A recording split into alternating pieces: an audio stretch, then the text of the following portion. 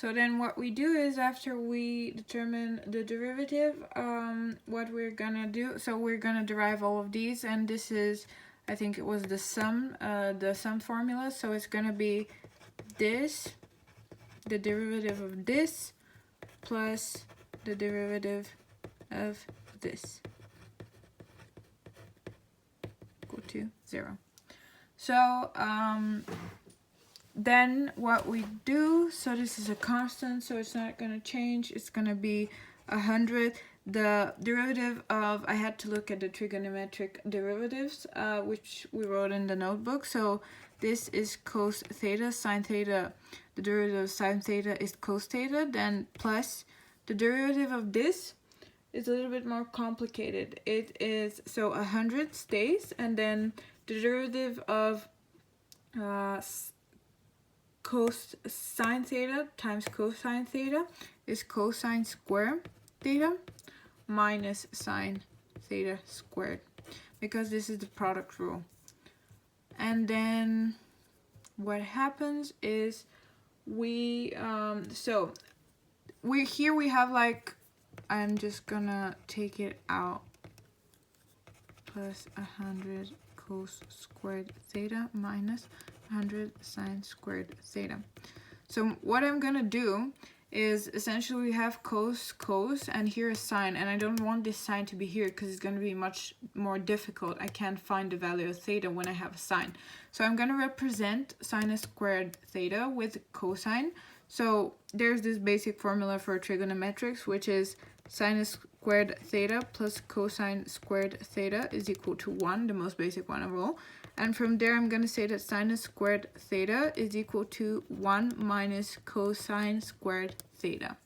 And I'm going to sub it in this equation. So 100 times cosine theta plus 100 times cosine squared theta minus 100 times 100 minus cosine squared theta. And then I'm just going to take it out of the brackets.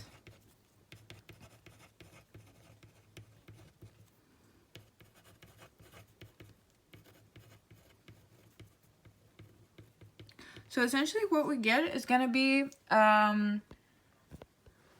what was it?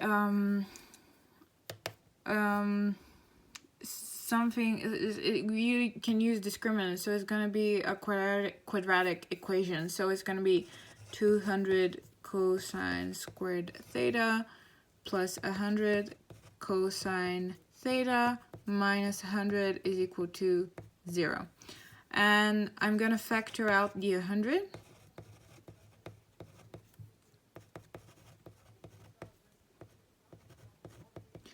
And then this, I'm going to use the discriminant to see the values of cosine. So what I get is discriminant is equal to 1 plus 2 times 4, which is equal to 9.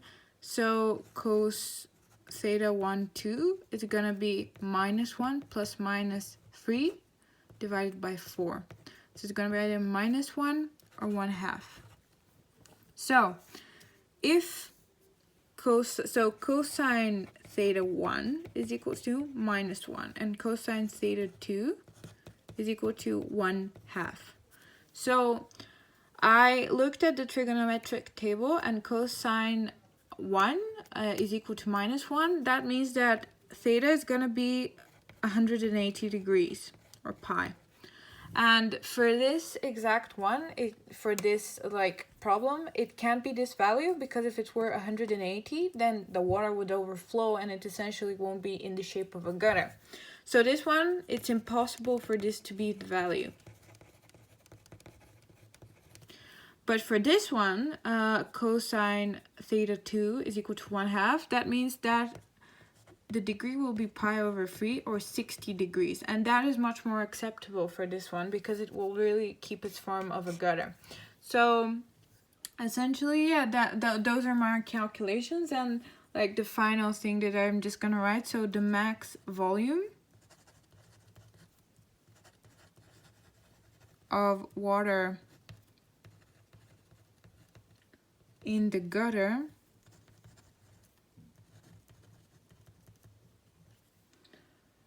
will be for theta equals 60 degrees. Also, when I was originally sort of solving the problem, I thought about it two ways. So I did it first, the first problem, so the first solution that I tried to come up with was actually because if we're looking at it realistically, the water would probably not be up till like here, so right up to this angle. So it would be somewhere here. So it's interesting to see whether if the water, well, I mean, if realistically speaking, if the water was somewhere here, then we wouldn't know H, and we couldn't use this value of 10. So I tried expressing it in another way. But at the end, I actually got a formula which had two unknowns in it. So I had both x and I think I had both h and I had theta in my calculations, and I couldn't find theta because I didn't know what the value of h was. So then I proceeded to do this one, and yeah, it turned out all right, I think. Also, yeah, that's it. I hope that this is enough, and if you want more calculations, then yeah, you can write to me or email me and I'll send you more, explain more. Thank you.